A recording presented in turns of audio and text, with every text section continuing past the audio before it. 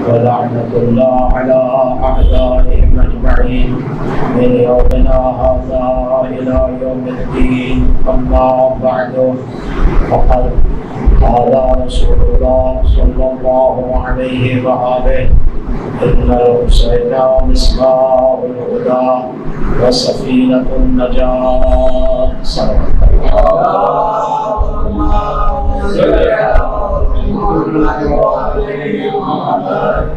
امام سلام عجل اللہ فرجہ شریف کے ظہور میں حاضر امام کی سلامتی اور اپنی خوشنودی حاصل کرنے کے لیے عبادات کی قبولیت اور گناہوں کی بخشش کے لیے سب مل کر وہاں سے بلند السلام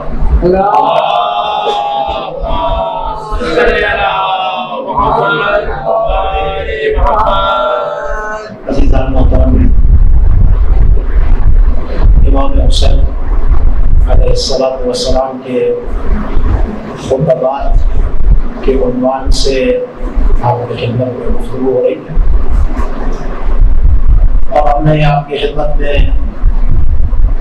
امام حسین کا وہ وصیت نامہ جو مولا مدینے سے نکلتے وقت انہوں نے بیان فرمایا، جس میں اپنے قیام کے مقصد کو بتایا، وہ عرض کیا اور بیان کیا کل کہ اصلاح امت کی ضروری ہے، اصلاح فرد کی ضرورت ہے، اور بغیر اصلاح کے امت بھی کامیاب نہیں ہو سکتی اور انسان بھی کامیاب نہیں ہو سکتی۔ اس پر سیر حاصل گفتگو کل ہو چکی ہے۔ آج آپ کی خدمت میں جب امام حسین علیہ السلام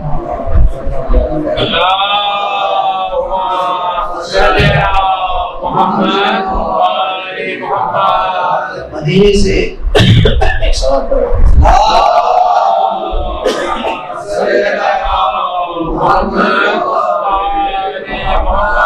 ایک اور سوال پڑھ دیں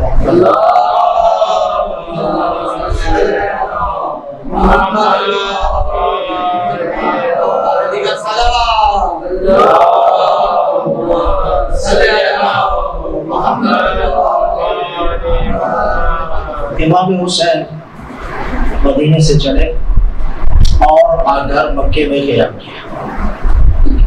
4 مہینے توجہ میرے جانے میں ایک تاریخچہ آپ کی خدمت میں عرض کرنا چاہتا ہوں، پھر مولا کے خطبے کے اقتباس عرض کریں۔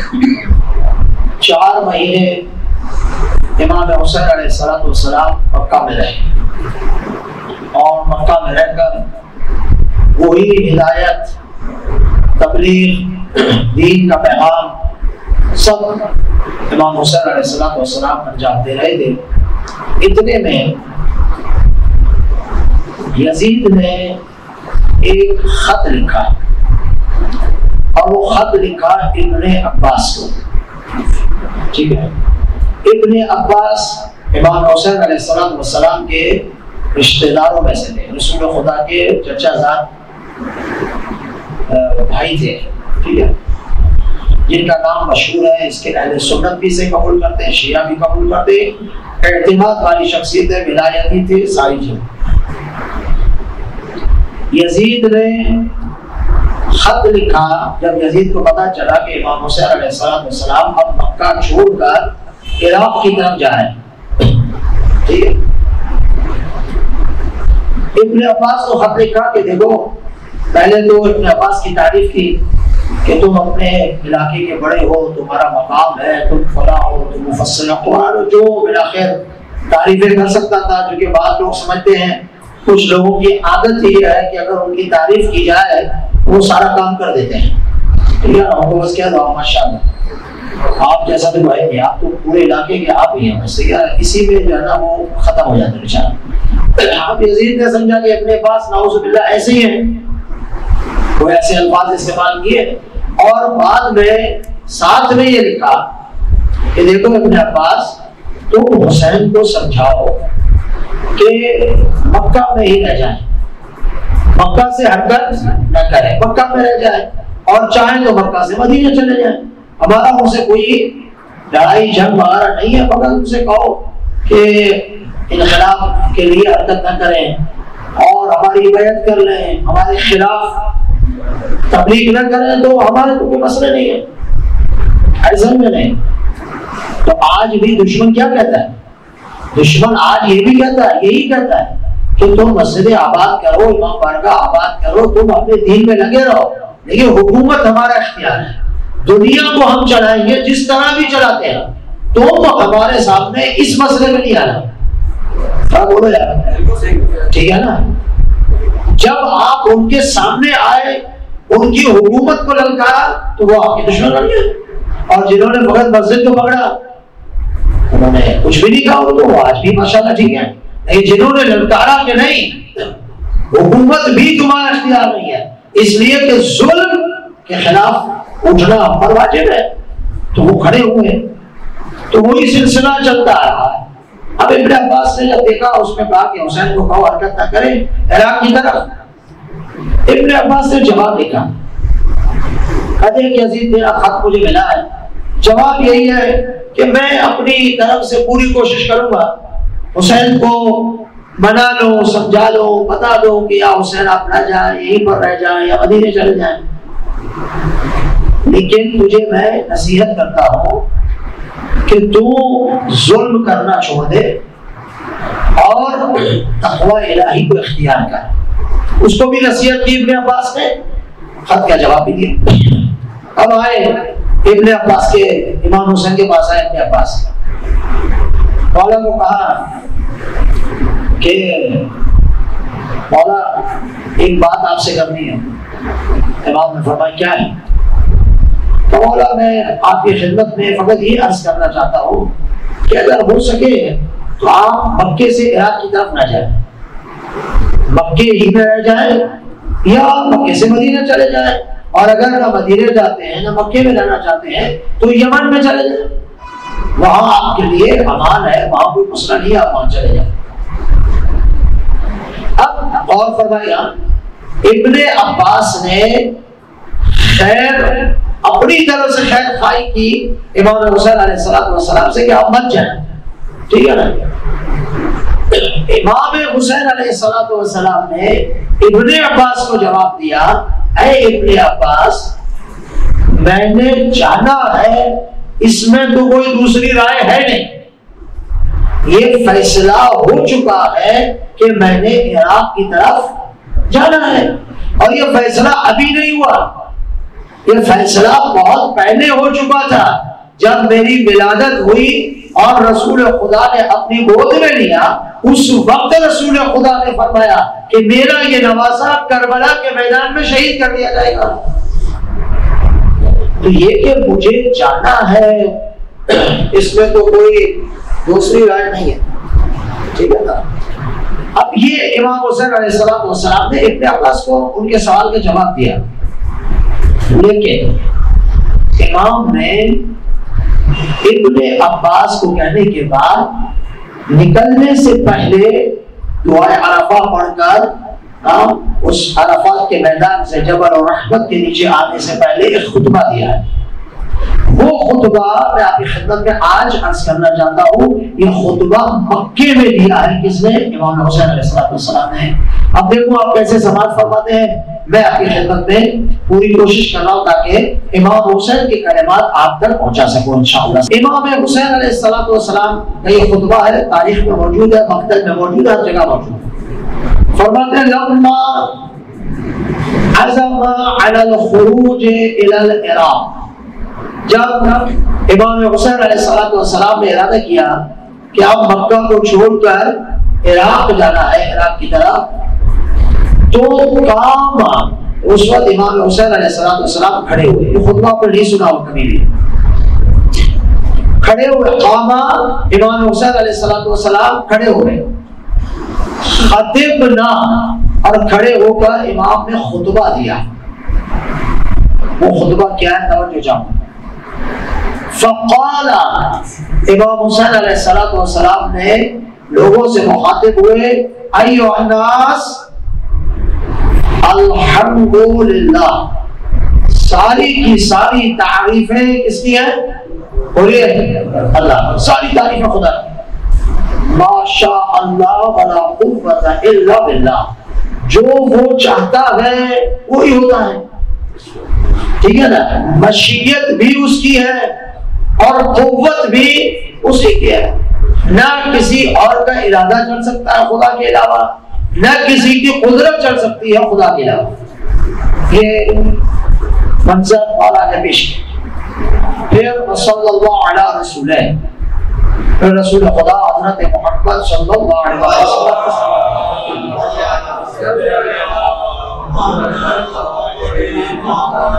اب ذرا اپنے اذہان شریفہ کو تھوڑا سا جگائیے اور تھوڑی سی تفکر کریں، فکر کریں تھوڑی سی. اب امام حسین مکہ سے جا رہے ہیں، ٹھیک ہے، مکہ میں امام خطبہ دے رہے ہیں. آپ کی نظر میں امام کو کیا خطبہ دینا چاہیے؟ یعنی امام مکے سے جا رہے ہیں، کیا خطبہ دینا چاہیے مجھے بتائیں آپ. یہ ہوگا نا کہ میں جا رہا ہوں کہ یزید ظلم کر رہا ہے، یزید فاسق ہے، فاجر ہے، ظلم کر رہا ہے، یہ کر رہا ہے، شریعت کو بگڑ رہا ہے، سب چیزیں کر رہا ہے، میں اس کے مقابلے کے لیے جا رہا ہوں. اس کے ظلم کی داستان بتانی چاہیے نا، یا نہیں؟ بولو، ایسی ہے نا. لیکن آپ خود اندازہ لگائیں کہ مولا نے کیا کہا. اگر یہ چیزیں ہم ممبر میں پڑھیں تو آپ کہتے ہیں مولانا آپ کیا پڑھ رہے ہیں؟ یہ امام حسین نے پڑھا ہے. اگر امام حسین کی بات کو نہ کریں تو کس کی بات کو کیا جائے گا؟ ہاں، امام دیکھیں کیا کہتے ہیں. پہلا جملہ امام کا کیا ہے؟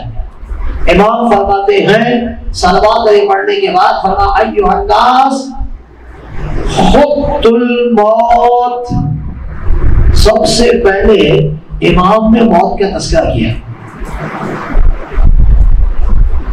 چپ کیوں بولے؟ ہم اگر میں یہاں موت پر دیکھے بیٹھ جاؤں پورا شہر، موت کیا ہے، وہ کیسے قبض ہوگی، فلا ہوگی، آپ کہیں گے نا مولانا یہ موضوع کو ماہ رمضان کیا نہیں، ماہ محرم ہے کہ بھول گئے آپ، موت کو کہاں لے کے بیٹھ گئے آپ؟ امام حسین تو موت کا تذکرہ کر رہے ہیں، میں نے کیا کیا؟ امام سب سے پہلے مکے میں جو پہلا جملہ فرمانے کو یہ ہے، امام فرمانے خط الموت علی ولد آدم وخط القلاۃ علی جیۃ الفتح. امام فرماتے ہیں ہمارے نزدیک، توجہ شامہ، ہمارے نزدیک موت کیا ہے؟ امام اپنے نزدیک بتائیں، میرے آپ کے لیے ہمیں ایسا بننا پڑے گا. امام فرماتے ہیں ہمارے نزدیک موت کیا ہے؟ فرماتے ہیں جیسے ایک جوان لڑکی کے گلے میں قیمتی گلوبند پہنایا جائے، بہت ہی قیمتی ہار لے کے آیا جائے سونے کا، اور وہ اس کے سامنے رکھا جائے، کتنی بچی خوش ہوگی.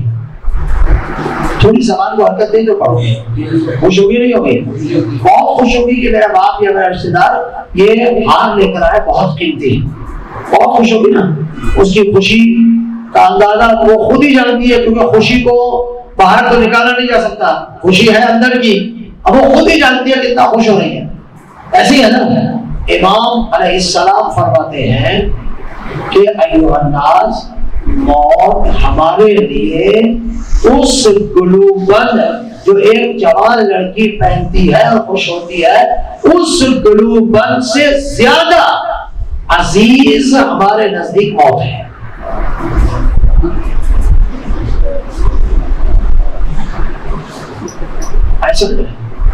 اس گلوبند سے زیادہ شاید کہہ رہا ہوں. امام توجہ دلانا چاہ رہے ہیں کہ یہ لوگ جو روک رہے ہیں نا امام کو کہ آپ رک جائیں، یہی رہ جائیں، مدینے چلے جائیں، یمن چلے جائیں، ادھر چلے جائیں، عراق نہ جائیں، شاید ان کے ذہن میں یہ تھا کہ امام علیہ السلام کو قتل کر دیا جائے گا، امام کو قتل کر دیا جائے گا، شہید کر دیا جائے گا، بچوں کو مار دیا جائے گا، تو ہم امام کو روک لیں.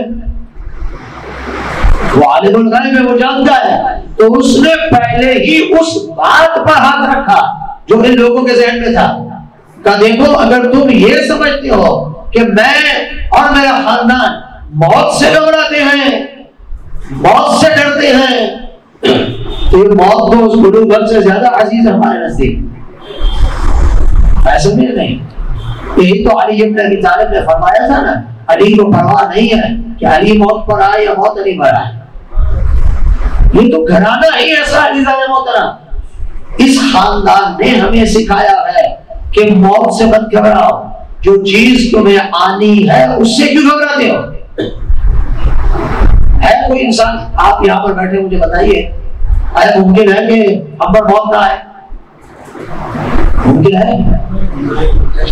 نہیں ہے نا، موت نے تو آنا ہے. تو مولا فرماتے ہیں جب آنا ہے تو پھر ڈرتے کیوں، گھبراتے کیوں؟ ٹھیک ہے نا، جو آنا ہے. اس ایک جملہ آپ پڑھ لو، پھر آپ کی خدمت میں اس کی وضاحت مزید کریں. بس موت ہمارے نزدیک غربت کی طرح ہے. تو فرمایا وَمَا أَوْلَهَنِ إِلَىٰ أَصْلَافِ اشْتِيَاقَ يَعْقُوبَ إِلَىٰ یوسف. جس طرح یعقوب یوسف کے فراق میں رو رو کر ان کی بینائی چلی گئی، موت میرے نزدیک اس فراق سے بھی زیادہ عزیز ہے. وہ تو زندہ تھے نا، یوسف کا انتقال تو نہیں ہوا تھا، مگر جدا ہوئے تھے، فراق ہوا تھا. اتنا ہو کہ تو ملاقات ہو جائے. امام فرماتے ہیں ہمارے نزدیک موت اس فراق سے بھی زیادہ عزیز ہے. امام نے پہلے ہی مسئلہ حل کر دیا، موت ہمارے لیے کوئی چیز نہیں ہے. اب دیکھیں عزیزو، موت کے لیے کوئی وقت مقرر ہے نہیں، اور موت کے لیے کوئی عمر بھی مقرر نہیں ہے. ایسے ہی نا، جوانی میں بھی آتی ہے، بڑھاپے میں بھی آتی ہے، بچپن میں بھی آتی ہے. اور یہ کہا گیا کہ اے انسان تو ہر وقت اپنے آپ کو موت کے لیے تیار ہے. روزانہ موت آتی ہے، ندا دیتی ہے، ہر انسان کے پاس آتی ہے. روایت ہے رسول خدا کی 5 مرتبہ ملک الموت آتا، دروازے پر ندا دے کے جاتا ہے کہ میں وحشت کا گھر ہوں، میں اندھیرے کا گھر ہوں، میرے ہاں بچھو ہے، میرے ہاں بستر نہیں ہے. بولا 5 ندائیں دیتا ہے اور کہتا تیار رہو، ابھی تو چھوڑ کے جا رہا ہوں، کل پھر آؤں گا. تو یہ وہ چیز ہے جو بار بار ہمارے دروازے پر آتی ہے. ایک سوال پڑے محمد والے. ایک شخص معصوم کی خدمت میں آیا اور کہا یا رسول اللہ مجھے موت سے بہت ڈر لگتا ہے. ہم بھی ڈرتے ہیں، ایسے ہے نا، تھوڑا بہت تو خوف آتے ہی نا. اگر کوئی کہے مجھے بالکل ڈر نہیں ہے تو وہ تو واقعی مومن ہے، اس کی بات تو میں کرتا نہیں ہوں. لیکن میرے جیسا جو ہوگا کم از کم تھوڑا بہت تو ڈرے گا. یا بھی موت میرے پر آگے تو میں قبر میں جاؤں گا تو حساب و کتاب ہوگا. میں نے آگے تو کوئی بھیجا ہی نہیں ہے، آگے تو ایسی چیز ہے نہیں جو میرے لیے جو ہے نا وہ نورانیت کا سبب بنے، کوئی وہاں پر یہ چیزیں آئیں، وہ تو ہے نہیں. تو میں تو آپ بھی انشاءاللہ تھوڑا بہت تو ڈرتے ہوں، زیادہ نہیں. ایسے ہے آیا امام کی خدمت میں، امام کی خدمت میں کہنے لگا یا رسول اللہ مجھے موت سے ڈر لگتا ہے. امام نے تعجب کیا. امام نے فرمایا بتا، اگر تیرے بدن کے کپڑے بہت زیادہ کثیف ہو جائیں تو ان کو تبدیل کرتے ہوئے تجھے ڈر لگے؟ یہ کثیف کپڑے ہیں تو جا کے اتارے گا نا، تازے اور صاف کپڑے پہنے گا. تو یہ کپڑے اتارتے وقت تجھے ڈر لگتا ہے؟ کرنے والا نہیں، تو بہت آسانی سے اتار لیتا ہوں. اچھا بتا، اگر تیرے بدن میں کثافت ہو تو اس کثافت کو دور کرنے کے لیے حمام میں جاتا، پانی لاتا ہے، تو یہ تکلیف ہوتی ہے؟ کھانے والا بالکل نہیں ہوتی. تو امام نے فرمایا اے مومن، اے انسان، موت یہ کپڑے چینج کرنے سے اور بدن کی کثافت کو دور کرنے سے زیادہ آسان ہے. اللہ، اسے ابھی بھی کپڑوں کو اتارنا پڑے گا، تھوڑی زحمت کرنی پڑے گی، پانی کے نیچے جانا پڑے گا، سب چیزیں کرنی پڑے گی. لیکن مولا فرماتے ہیں موت اس سے بھی آسان ہے. ایسا نہیں. اور موت سے ڈرتے کیوں؟ وہ بھی امام حسن مجتبی علیہ السلام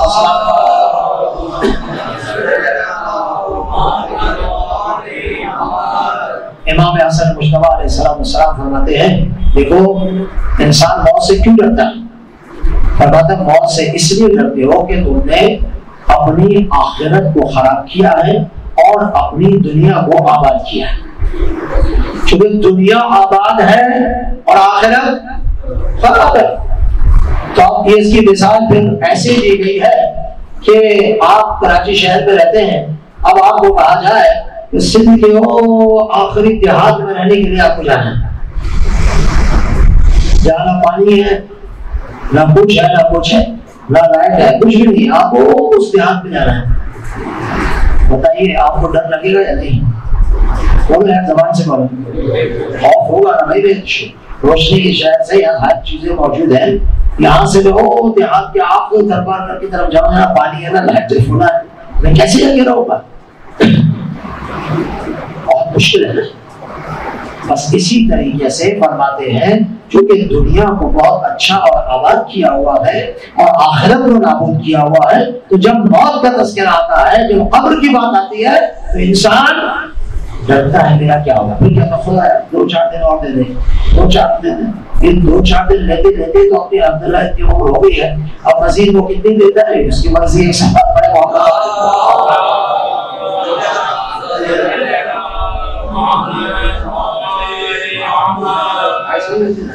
مومن اور اہل بیت کا جانے والا موت سے نہیں گھبراتا، موت میں آنا ہے، ٹھیک ہے نا، لیکن وہ ایمان کا درجہ جب آ جائے گا تو پھر الحمدللہ موت ہمارے لیے آسان ہو جائے گی۔ جیسے حضرت قاسم نے فرمایا، چچا جان موت میرے لیے شہد سے بھی زیادہ میٹھی ہے، شہد سے بھی زیادہ میٹھی ہے، یعنی اتنی محبت ہے موت سے اہل بیت اطہار علیہ السلام کے ایک ایک فرد کو، چونکہ وہ جانتے ہیں کہ آگے باغات ہی باغات ہیں، وہ تو مالک کی جنت ہے، ان کے لیے تو یہ چیزیں کہنا بھی شاید درست نہ ہو، لیکن عزیزان ہوتا ہم جب اہل بیت اطہار علیہ السلام کو مانتے ہیں تو ہمیں بھی چاہیے کہ ہم کیا کریں، موت سے نہ ڈریں، اپنی آخرت کو آباد کرتے رہیں اور انشاءاللہ خود بخود موت کا خوف ختم ہو جائے۔ یہ امام نے سب سے پہلے موت کا تذکرہ کیا، پھر سمجھ جاؤ، پھر امام علیہ السلام نے آگے فرمایا، ایھا الناس، میری مقتل گاہ کربلا ہے، عراق ہے، میری قبر عراق میں ہے،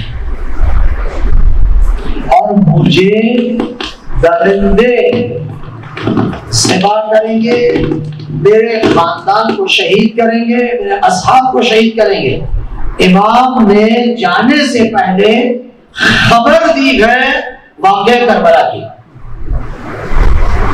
توجہ ہے میرے جانے بس محترم، کون کام کی بات کر رہا ہے، سلام پڑھے وہاں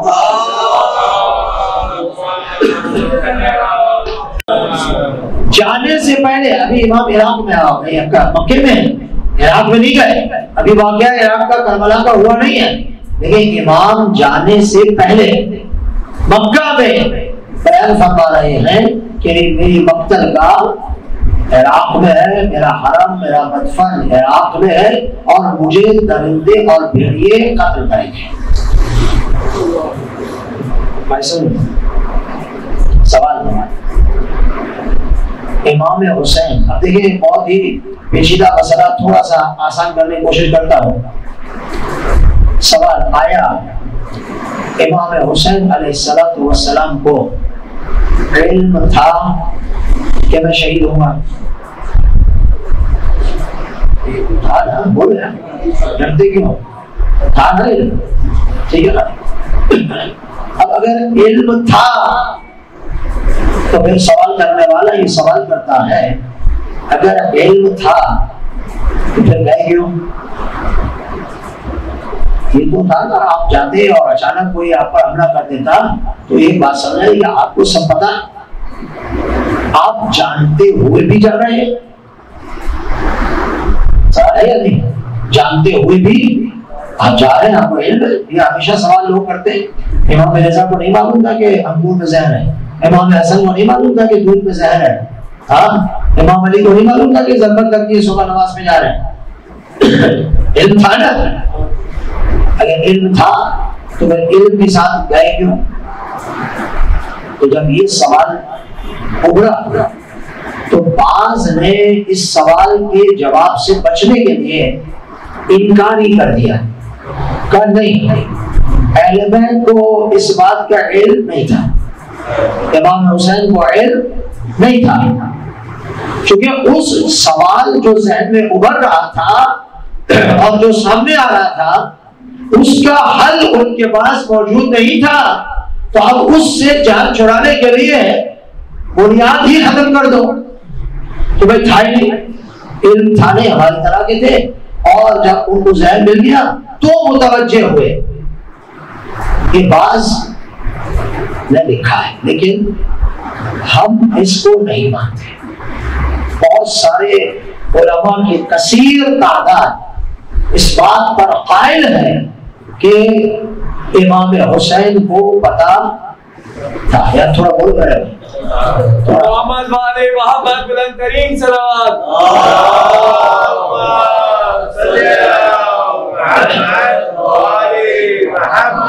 اب تھوڑا بولیں گے، اگر ایسے خاموشی سنیں گے تو پھر یہ تو مسئلہ خراب ہو جائے گا. اس لیے تھوڑا سا میرے ساتھ رہیں، سنیں تو میں آپ کی خدمت میں باتیں کر رہا ہوں، مگر اس لیے کہہ رہا ہوں تاکہ پتہ چلے میری بات آپ تک پہنچ رہی ہے. بس اس کے علاوہ تو میں آپ سے کچھ چاہتا بھی نہیں ہوں. ٹھیک ہے نا؟ تو آپ اور ہم سب مل کے اہل بیت کی خوشی کے لیے بیٹھے ہیں نا. اس کے علاوہ تو ہماری کوئی ارادہ نیت بھی نہیں ہے. لیکن دیکھو ہماری بات، میری بات آپ تک پہنچ رہی ہے مگر اس لیے اور کچھ نہیں. تو عزیزان محترم، بعض نے انکار کر دیا، بعض نے کہا یا کثیر تعداد تو نکال نہیں، ایسا نہیں ہے. امام حسین کو علم تھا. صحیح ہے نا؟ فرماتے ہیں کہ امام حسین تو ایک علم الغیب سے متصل ہیں، انہیں تو پتہ ہی پتا تھا. لیکن حسین کے قتل کا ام سلمہ کو بھی پتا تھا کہ حسین عراق میں جائیں گے، قتل ہوں گے. یہ حضرت ام سلمہ کو پتا ہے. حضرت ام سلمہ تو کوئی معصوم تو نہیں ہے، علم لدنی تو ان کے پاس نہیں ہے نا. رسول خدا کی زوجہ ہے جن کا بہت بڑا مقام ہے، جن کی بہت بڑی عظمت ہے حضرت ام سلمہ سلام اللہ علیہ کی. فرماتے جب ام سلمہ کو پتا ہو اور حسین کو پتا نہ ہو، یہ کیسے ہو سکتا ہے؟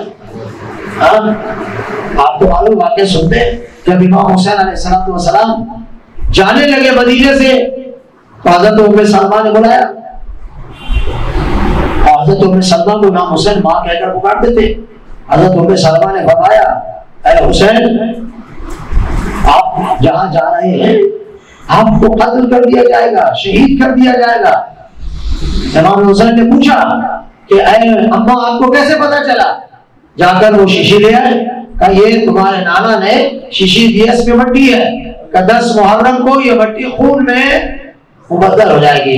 جیسے ہی یہ خون میں تبدیل ہو یہ وقت میرے حسین کی شہادت کرائے. تو یہ تو ام سلمہ کو ہی پتا ہے. ٹھیک ہے نا؟ ایک اور کتاب میں لکھا کہ دوسرے خلیفہ کے بیٹے عبداللہ ابن عمر، اس کو بھی پتا تھا کہ امام حسین علیہ السلام کربلا میں اپنے آبان و انصار کے ساتھ شہید ہو جائیں گے. تو عزیزان محترم، یہ کہنا کہ نہیں پتا تھا، نہیں پتا تھا. اگر پتا تھا تو اس سوال کا جواب کیا ہے؟ اس سوال کا جواب یہ ہے عزیزان محترم، توجہ چاہوں، مجھے اور آپ کو نہیں بتایا جاتا. اگر مجھے پتا چلے کہ یہاں پر 4 آدمی بندوق لے کے بیٹھے ہوئے ہیں، میں جیسے ہی جاؤں گا مجھے مار دیں گے، میں آؤں گا؟ بولو میں آؤں گا؟ آپ کو پتا چلے یہاں آج خون ریزی ہونی، آپ آئیں گے؟ نہیں آئیں گے نا.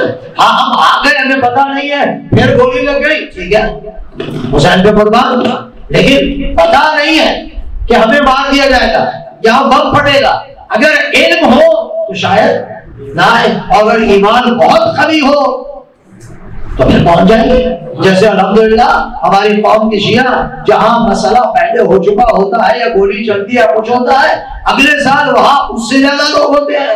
یعنی بدلانا چاہ رہے ہیں، ہم حسینی ہیں، ہم موت سے ڈرتے نہیں ہیں، ہم موت کو سینے سے لگاتے ہیں. گولیاں چلانی ہے تو چلا لو، علم زمین پہ نہیں آئے گا، جلوس رکے گا نہیں، ہم مر جائیں تو مر جائیں، لیکن مشن رکنے والا نہیں ہے. صلوات پڑھیں محمد.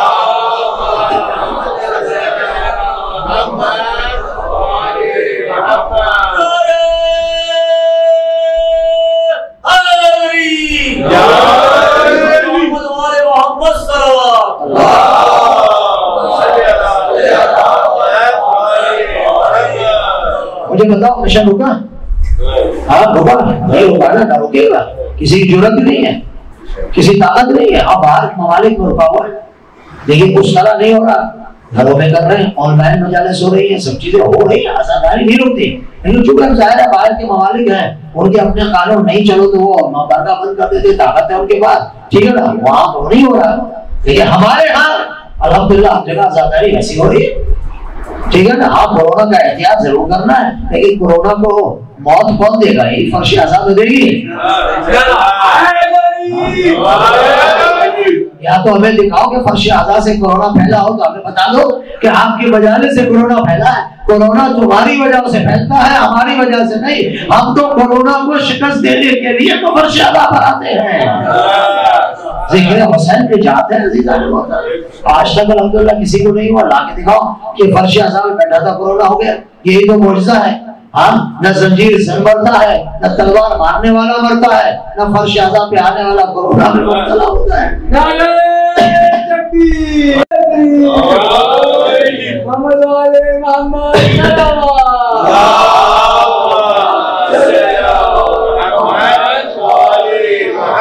فرش اعضاء ہمارے لیے کیا ہے؟ ایک عبادت گاہ ہے، یہاں شفا ملتی ہے۔ ہمارا تو ایمان ہے کہ فرش اعضاء میں جو تبرک تقسیم ہوتا ہے، اس تبرک میں شفا ہے۔ شفا سمجھ کے لیا کریں، شفا سمجھ کے لیں گے، شفا کی نیت سے لیں گے تو شفا ملے گی۔ یقین رکھیں تبرک میں شفا ہے، لیکن نیت ہونی چاہیے، ارادہ ہونا چاہیے، سمجھ میں آ گئی نا، تو شفا ملتی ہے۔ تو عزیزان محترم مسئلہ یہ ہے کہ اگر کسی کو پتا ہو کہ فلاں جگہ ڈاکے لگیں گے تو وہ گاڑی واڑی کا نہیں جائے گا، وہ انتظار کرے گا، یا کوئی آ جائے تو ہماری جان چھوٹے، ایسی ہے نا۔ کیوں ہمیں پہلے نہیں بتایا جاتا؟ واقعہ ہونا ہے، ہمیں کیوں نہیں بتایا جاتا کہ آپ آگے جاؤ گے تو یہ ایکسیڈنٹ ہوگا؟ اس لیے فرماتے ہیں علماء چونکہ ہمارے اندر وہ ظرفیت نہیں ہے، چونکہ وہ اگلے فیوچر کی ظرفیت برداشت کرنے کی نہیں ہے، ہم اس منزل کی طرف نہیں جائیں گے، اپنی ذمہ داری کو پورا نہیں کریں گے، رک جائیں گے۔ اس لیے خدا ہمیں اگلی فیوچر کی باتیں نہیں بتلا رہا کہ کہیں تو اپنے مقصد سے پیچھے نہ ہو جاؤ، لیکن اہل بیت اطہار علیہ السلام کو سب پتا ہے، اس لیے کہ ان کی ظرفیت اعلیٰ ہے، ان کو بتا بھی دیا جائے، انہیں دکھلا بھی دیا جائے تو بھی وہ اپنے مقصد سے ایک انچ پیچھے نہیں ہٹتے۔ صلوات پڑھے محمد والے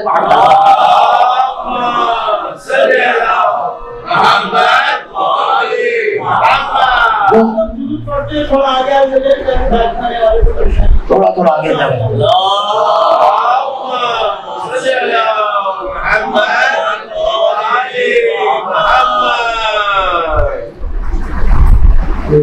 محمد والے محمد صلوات۔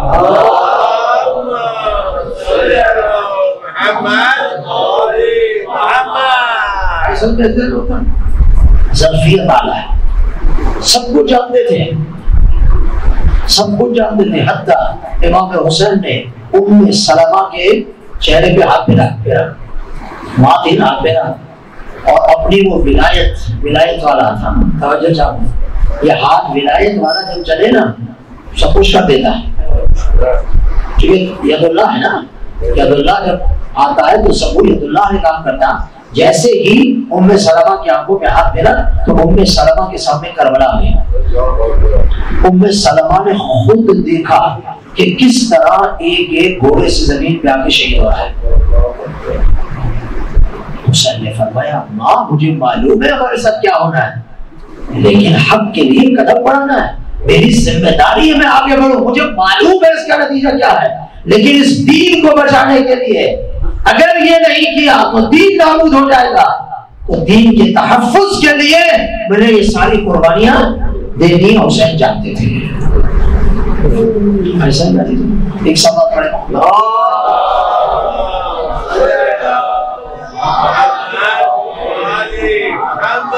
تیسرا جملہ، اس پر تفصیلی گفتگو ہو سکتی ہے، لیکن میں اس خطبے کو آپ کی خدمت میں آج کمپلیٹ کرنا چاہتا ہوں، اس لیے یہاں رکوں گا نہیں، انشاءاللہ کچھ باتیں کل آپ کی خدمت میں اس پہ عرض کر دوں گا۔ مولا فرماتے ہیں آگے، یہ جب بتا دیں سارا مکے والوں کو، اب فرماتے ہیں رضا اللہ رضانا اہل البیت، اگر تم اللہ کی مرضی حاصل کرنا چاہتے ہو تو اللہ کی مرضی اور اللہ کی رضا ہماری رضا میں چھپی ہوئی ہے. ہم راضی ہیں تو وہ راضی ہے, ہم راضی نہیں ہیں تو وہ راضی بولیے نہیں ہے. وَمِنَ النَّاسِ علی علیہ السلام نے بستر پر آئے, اپنا رس بیچ دیا نا, سب کچھ بیچ کے اپنا رس بیچ کے کیا لیا؟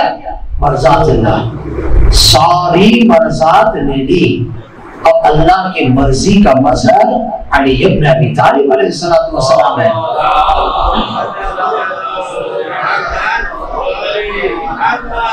علی کرتا اللہ ہی کی اجازت سے ہے, اس میں تو شک ہی نہیں ہے نا. علی کے بعد جو کچھ ہے اللہ نے دیا ہے, لیکن چونکہ مرضی علی نے خرید لی ہے, اب علی کرتا اسی اجازت سے ہے, لیکن اب علی کو بِإِذْنِ اللہ کہنے کی ضرورت نہیں پڑتی.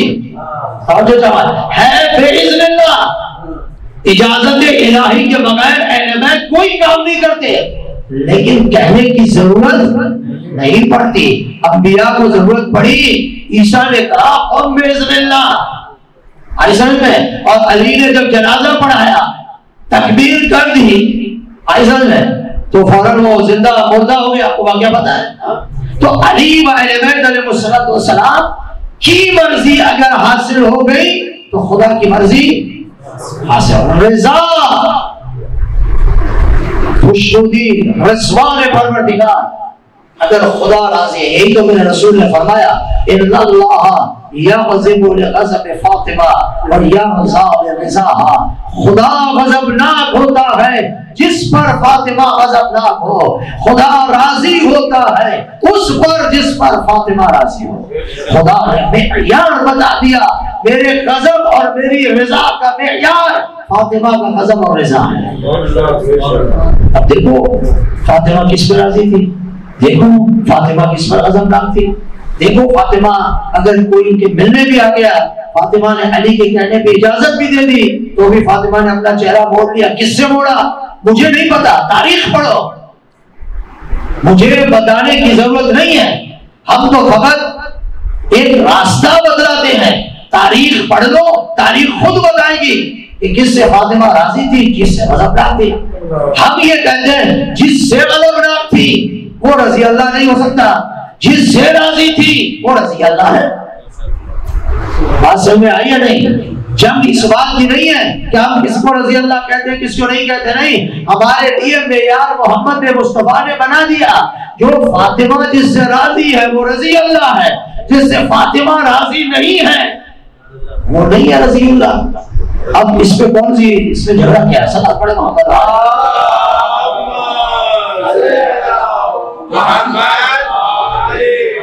خدا رضائے اہل بیت. نصبر علی, توجہ چاہوں, مولا فرماتے نصبر علی بلائہ, ہم اس بلا, اس مصیبت, اس امتحان جو خدا ہم سے لے رہا ہے, ہم اس پر صبر کریں گے. وَيُوفِينَ أُجُورَ الصَّابِرِينَ, اور خدا یقیناً صابرین کا اجر عطا فرماتا ہے. پھر مولا نے فرمایا اب یہ سارا بتانے کے بعد, اصل حقائق بتانے کے بعد, اب مولا لوگوں سے کہتے ہیں من کان فینا باطلا محجتہ. اب یہ سب سن لیا تم لوگوں نے, ہاں سن لیا حسین. اب مولا فرماتے دیکھو جس نے بھی یہ سب کچھ سننے کے بعد, میں وہاں نہ حکومت کے لیے جا رہا ہوں, میں نہ وہاں کسی اور مقصد کے لیے جا رہا ہوں, وہاں موت ہے, وہاں شہادت ہے, وہاں قتل ہے, سب چیز یہی ہے, اس کے علاوہ کچھ نہیں ہے. اب کون ہے کہ جو اس راستے میں میرے ساتھ چلنا چاہتا ہے؟ مجھے بتائیے امام زمانہ جل اللہ فرجہ شریف اس وقت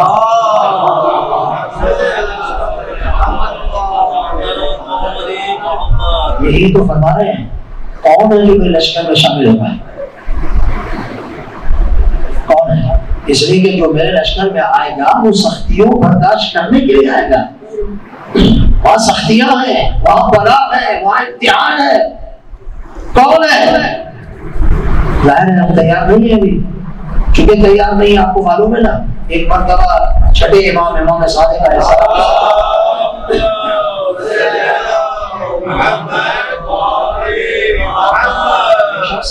توجہ چاہوں گا، میرا اور آپ کا امتحان ہے عزیزو، میرا اور آپ دیکھیں کہ امام زمانہ ہم سے کتنا راضی ہے، سب کو پتہ چل جائے گا۔ میں اپنے اعمال کی طرف دیکھوں، آپ اپنے اعمال کی طرف دیکھیں، سب کو پتہ چل جائے گا امام زمانہ ہم سے کتنا راضی ہے، ہم امام کے نزدیک کتنا ہیں، سب پتہ چل جائے گا عزیزان محترم۔ شخص آیا چھٹے امام کے پاس کہ یا رسول اللہ آپ قیام کیوں نہیں کرتے، اتنے چاہنے والے آپ کے موجود ہیں، اتنے آپ کے شیعہ موجود ہیں، تعداد اتنی زیادہ ہے۔ مولا نے سنا، اب ظاہر مولا کو تو پتا ہے کہ یہ بیچارہ سیدھا سادہ اس میں کیا ہے، مولا نے کہا واقعی صحیح ہے، ہاں مولا میں خود وہاں کا رہنے والا، مجھے معلوم ہے۔ امام نے کہا آپ چلو میرے ساتھ۔ امام کے گھر میں دو گھوڑے تھے، ایک پر خود بیٹھے اور ایک پر اس شخص کو بٹھایا، کہا ایسا چلو۔ شہر سے باہر لے کے گئے جہاں چرواہا چلا جانوروں کو پانی وغیرہ دے رہا تھے، گوسفند اور یہ چیزیں تھیں، بھیڑ وغیرہ۔ امام علیہ السلام کو غور فرمائیے، رونے کا مقام ہے۔ چھٹے امام نے پتہ کیا فرمایا، اس شخص سے کہا جو کہنے آیا کہ ہم کیوں نہیں کر رہے، امام نے فرمایا گنو یہ بھیڑیں کتنی ہیں۔ جب اس نے گنی تو 17 تھی، 17 کتنی 17۔ امام صادق نے فرمایا اے میرے ماننے والے، اگر میرے ساتھی یہ 17 کی تعداد میں بھی ہوتے واللہ امام صادق خاموش نہ بیٹھتے ہیں۔ یعنی بتلا رہے 17 بھی وہ ساتھی نہیں ہے کہ جن پر میں جن کو ساتھ لے کر قیام کروں۔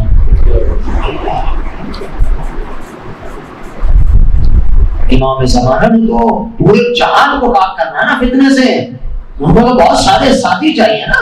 313 تو فقط ان کے خاص و خاص ہیں، بعد کے اشتر جیسے۔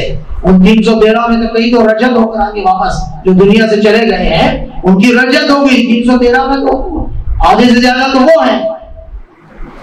سمجھا کہ جو ہم کہتے ہیں 313، وہ جو مخالفین مرجعیت کے کہتے ہیں کہاں اتنے مراجع موجود ہیں، 313 نہیں ہوئے، تو ان کو پتہ ہی نہیں ہے چاہے لوگ وہ 313 ساتھی جو ہے نا ان میں آتے سے زیادہ رجت کر کے واپس آنے والے ہیں۔ تو نہیں ہے ساتھی، امام کے پاس وہ ساتھی نہیں ہے عزیزان محترم۔